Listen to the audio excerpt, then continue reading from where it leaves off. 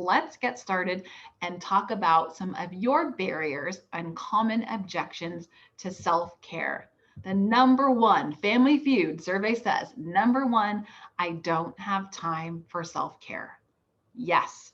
Hopefully, by the end of the day, you'll have some strategies for finding time and creating time. I feel guilty when I spend time or money on myself. I hear this from so many women, especially those who are in partnerships and who are also moms, not exclusively moms, but a lot of women who are in partnerships. There's this message that we're getting from society that we need to be the martyrs and that we need to make sure everybody else is happy before we can take care of our own well being. And we are going to just cross that one off. Uh, Self care seems indulgent and frou frou, and that's not me. I'm not a girly girl. Guess what? Self care can look like a lot of different things. It is not only those messages and images that we're seeing every single day in the media.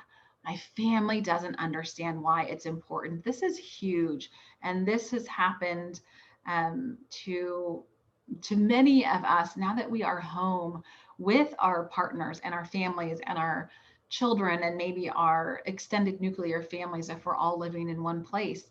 There's this thought that, like, well, you're home all day. What more do you need to do? Well, I need to do a lot more. And I want to do things for me. And I know from the days where I am at home and solely responsible for managing my household and being responsible for taking care of my kids, that that is not taking a break.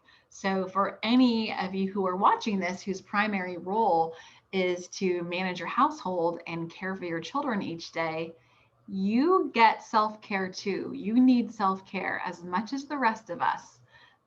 And so that is important so that you can continue to be responsible for your children and manage your household. And the last one is that I'm not motivated. I don't really know where to get started. I never saw my parents, my mom model this. It's just not really part of how I was raised. And so I'm not motivated and I don't know where to get started. Today, I am hoping that we can break through some of these barriers. So let's talk about why we might have some of these objections. And first, I'll start with a little history and backstory on self care.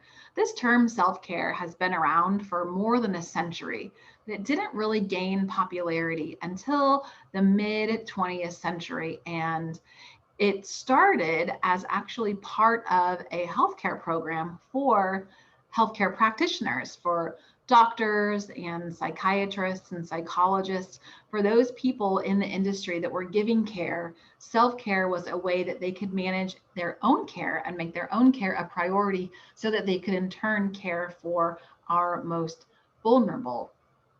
It then gained traction in the civil rights movement and the women's liberation movement because um, those groups, those populations, those marginalized groups of people, Black people, Hispanic people, all the people of color and women, um, there were gross inequities in their healthcare. So self care, taking care of themselves, became a means of survival. And at that point, self care was kind of a radical concept, if you can believe that. And then after the 2016 election, it came roaring back as a way for us to truly take care of our wellness. So self care and wellness have kind of been on this similar trajectory, and they go back and forth with which term is used most widely. Right now, I'd say they're pretty much even, but the message in 2016 was definitely grab your girlfriends, grab a drink, take care of you. So while that is not all that self care entails, it is part of it and it feeds into what we see in the media. So, one of the challenges with self care is that it's defined for us every day in the media, in TV shows and rom coms, in memes, and me. I'm giving you yet another viewpoint on self care.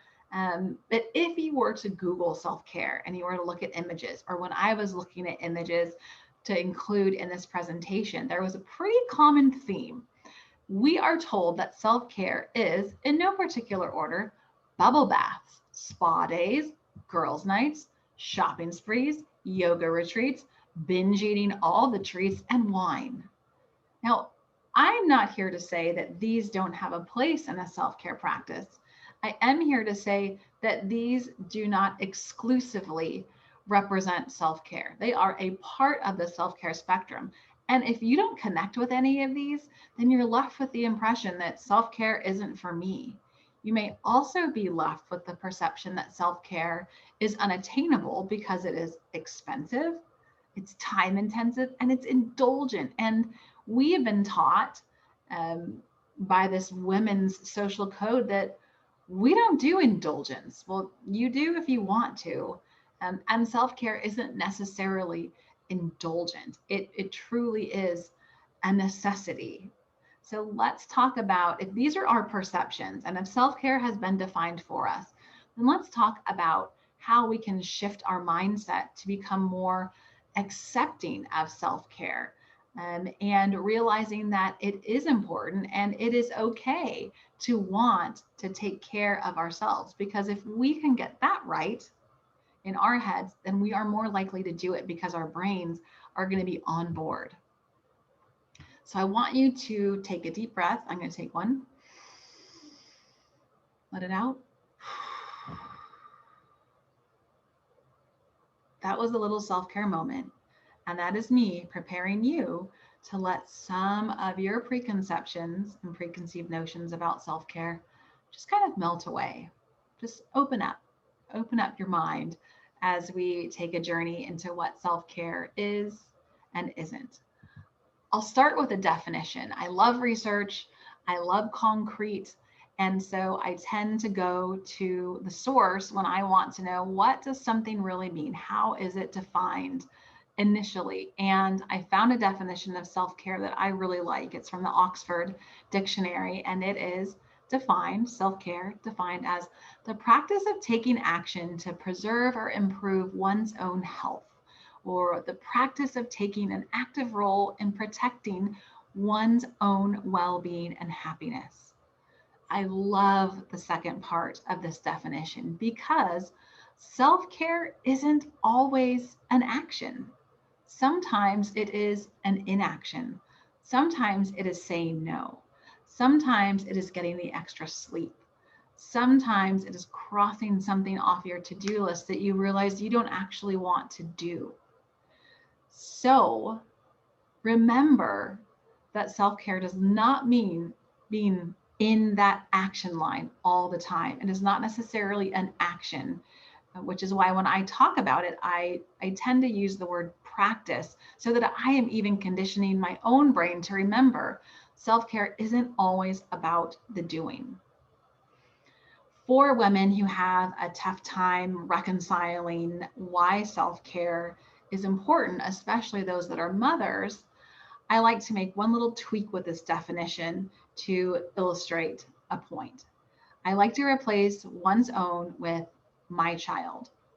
The practice of taking an active role in protecting my child's well being and happiness. Now, as a mom, I can totally get on board with that. When it comes to myself, that's where things get kind of murky. But if we can do that for our children and we are their caretakers, then isn't it important for us to do the same thing for ourselves? Yes, it is. So if you're struggling with self care and trying to explain why it's important, remember that piece of the definition. We have a responsibility as mothers to take care of our children. And in order to do that, we've got to take care of ourselves.